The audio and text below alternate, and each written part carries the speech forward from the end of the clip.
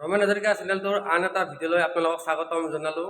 আপোনালোকে ৰিজাল্টক লৈ অপেক্ষা কৰি থকা কেণ্ডিডেটসকলক কৈছোঁ, ABUB হওক, DME, ADRE, অন্য যিসকল মানে এক্সাম আপোনালোকে দি থৈছে, আপোনালোকৰ ৰিজাল্ট আহি গ'ল।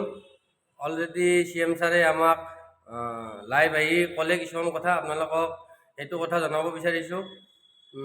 DME ৰিজাল্ট কেতিয়া দিব আপোনালোকে ভাবি DME ৰিজাল্ট 12 অক্টোবৰত DME ৰিজাল্ট ঘোষণা কৰিব বুলি CM ছাৰে কৈছে। আৰু ADRE ৰিজাল্ট আপোনালোকে ভাবিছে ADRE ৰিজাল্ট কেতিয়া দিব? ADRE ৰিজাল্ট 15 অক্টোবৰত দিম বুলি কৈছে, লাইভত আহি কৈছে। আৰু মই সেইটো মানে স্ক্ৰীন ৰেকৰ্ড কৰিব নহ'ল, মই শুনিছোঁ কথাটো। আৰু main case Assam police, ABUB result কেতিয়া দিব? এতিয়া ADRE ৰিজাল্ট বা DME ৰিজাল্টৰ কথাটো ডাইৰেক্ট সম্পূৰ্ণকৈ মানে ডেট মেনশ্যন কৰিছে, কিন্তু ABUBৰ ৰিজাল্টক লৈ মানে ডেট মেনশ্যন কৰা নাই।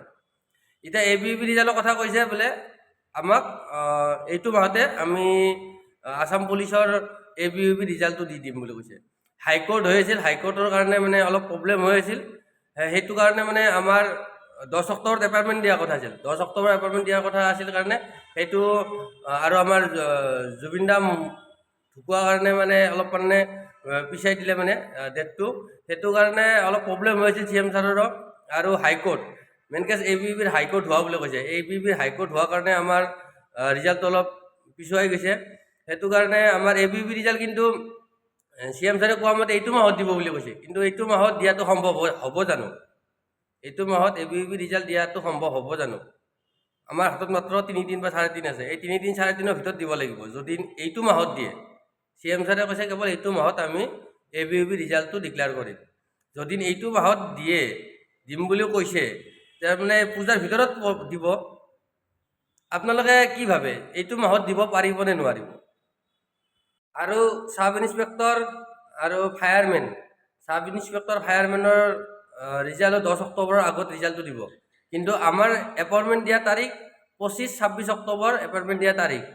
CM ছাৰে নিজে ক'লে আমি 25 অক্টোবৰ বা 26 অক্টোবৰত আমি এপইণ্টমেণ্ট দিম, কিন্তু জইনিং কেৱল 1 নৱেম্বৰত হ'ব। চবৰে জইনিং এটা তাৰিখতে হ'ব, 1 নৱেম্বৰত মানে জইনিং কৰিব পৰাকৈ মানে এপইণ্টমেণ্ট দিব বুলি কৈছে। আৰু 1 নৱেম্বৰত জইনিং হ'ব।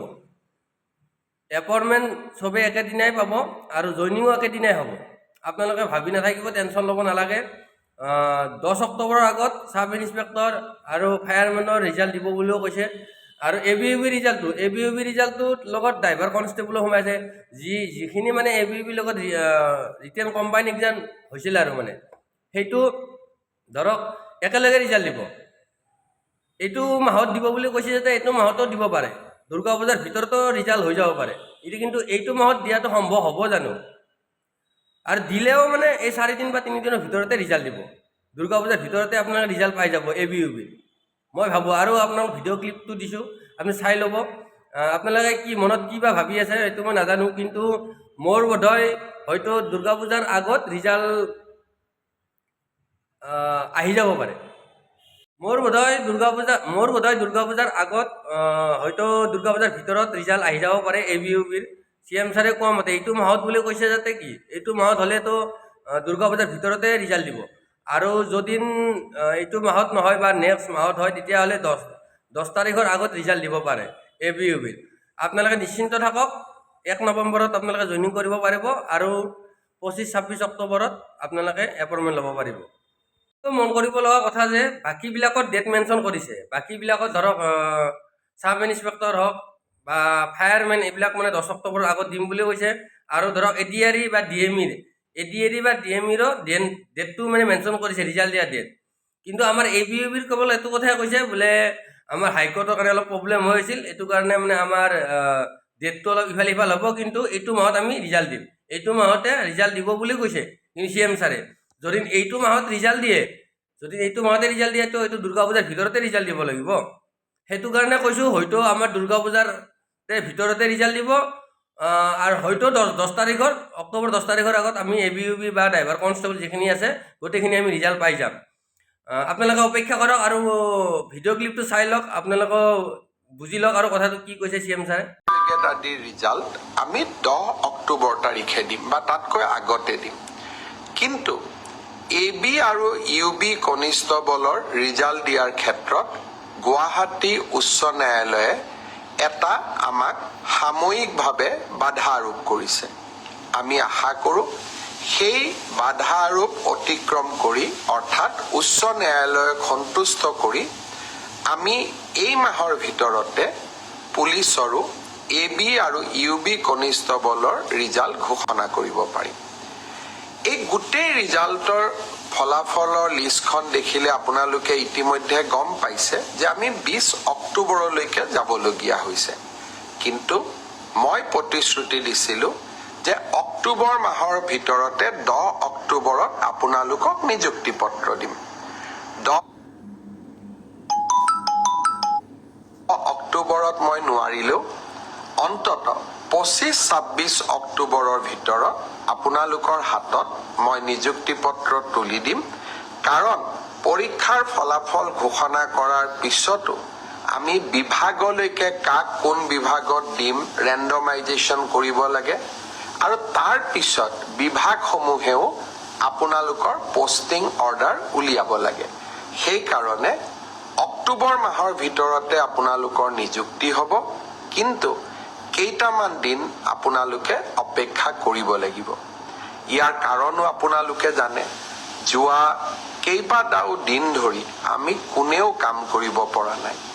জুবিনৰ মৃত্যু বা জুবিনৰ দুৰ্ঘটনাৰ পিছত বা বহুতে কোৱাৰ দৰে হত্যাৰ পিছত যি ধৰণে আমি নকওঁ কিয় আমাৰ মনবোৰ বিষাদেৰে ভৰি পৰি আছিল, কাম কৰিব পৰা কোনেও নাছিল।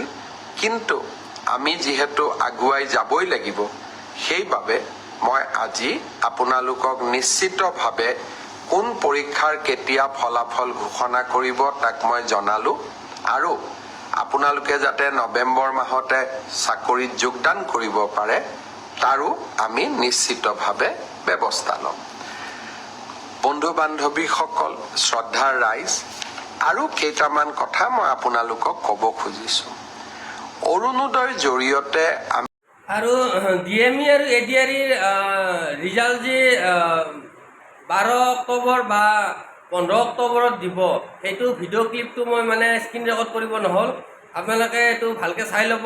আৰু DME আৰু ADREৰ ডেটটো পূৰা মেনশ্যন কৰিছে, আপোনালোকে একদম চিন্তা নকৰিব। DME আৰু ADREৰখিনি আৰু ABEBৰখিনি কৈছোঁ, যদি এইটো মাহত দিয়ে দুৰ্গা পূজাৰ আগত 100% আমি ৰিজাল্ট পাম।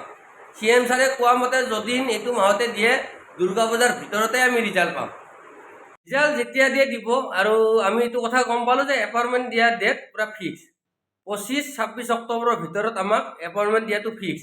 আৰু 1 নৱেম্বৰৰ পৰা জইনিং হ'ব আমাৰ। এইটো মানে আপোনালোকে খাটাং কৰি ধৰি থওক, আমি 1 নৱেম্বৰত জইনিং কৰিব পাৰিম আৰু 26-25 অক্টোবৰত আমি এপইণ্টমেণ্ট পাম। এইটো ফিক্স। বাকী ৰিজাল্ট তাৰে আগত আহিব, আৰু যিসকলৰ ৰিজাল্ট আহিব আছে সেইবিলাকৰ ৰিজাল্ট আহিব, বা DME হওক, ADRE হওক, চাব ইনস্পেক্টৰ হওক আৰু ABUB হওক, যিখিনি হওক ৰিজাল্ট আপোনালোকে এইখিনি পাব আগতীয়াকৈ। কিন্তু আমি 25-26 অক্টোবৰত আমি কিন্তু এপইণ্টমেণ্ট পাম, এইটো ফিক্স, এইটো খাটাং।